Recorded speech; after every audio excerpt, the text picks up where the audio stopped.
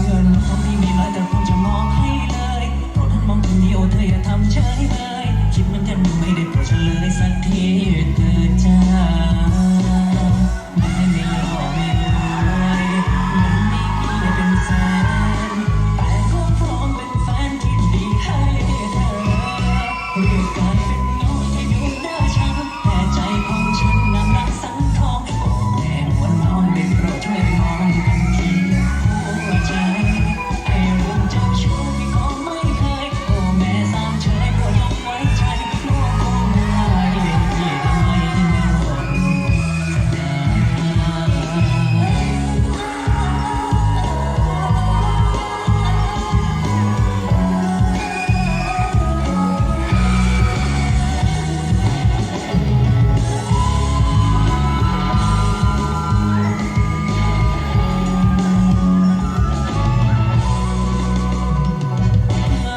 ดังเทพธิดาที่ลงมาจากฟ้าฉันเลยเป็นม้าที่เขาเครื่องบินไม่ได้เจอจริง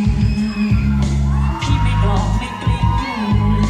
ขอพี่แม่ยอดหญิงให้โอกาสที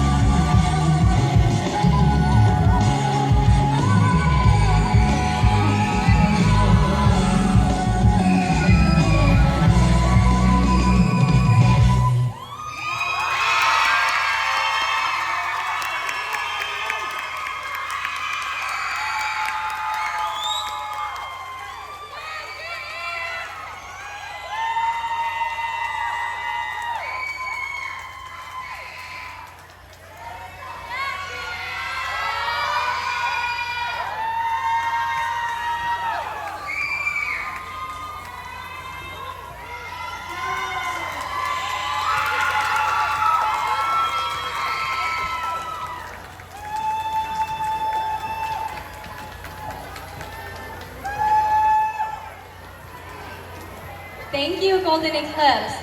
Judges, you have 3 minutes.